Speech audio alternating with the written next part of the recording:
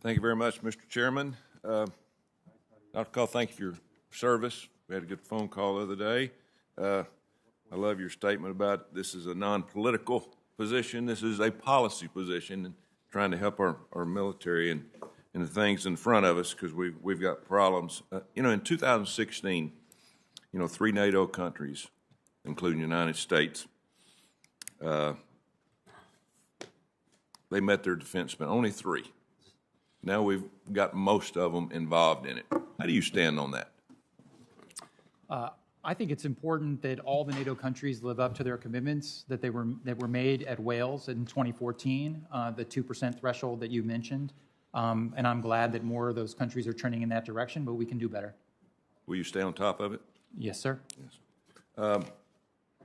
I liked your, thank you for answering the nuclear triad question earlier, but just a yes or no question. Do you support the funding of GBSD and LRSO modernization? Will you support that, the funding? So I support modernization efforts as a general matter. This is an area where I need to get briefed on the details, but I have no reason to question the STRATCOM commander's assessment on the needs of modernization. So once I get more deeply briefed on this, I'll come back and talk to you. But as I said, I support the triad. Yeah, thank you. The Houthis in Yemen, they're coming after the Saudis pretty good, and they're being backed by Iran. And Iran's they're playing games. Houthis are pretty good fighters, and we're going to have some problems there. What's your thoughts about that? Yeah, I think that Yemen is one of the more vexing and tragic circumstances in the world. The Houthis are not good actors.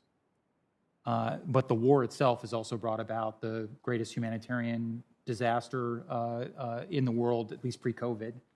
And COVID's actually made it worse. I don't think that our support for the Saudi coalition has been very effective in pushing back Houthi influence. I think the best, strategy for reducing Houthi influence is moving towards a peace agreement that changes the nature of that government. Yeah. Tell me what you think about Russia's economy. I'm not an expert on Russia's economy. I will say in general that, Russia is very reliant on its energy resources. There are a lot of fundamentals of Russia's economy and demographics that are not in Moscow's favor. Now, some people take solace in that. I actually think it makes Russia more dangerous in the near term because I think that Putin sees Russia as a country that used to be great and that is now on the decline and is trying to make the most of the power they have left before they sunset. So anyway, I hope that answers your question. Thank you. Thank you, Mr. Chairman.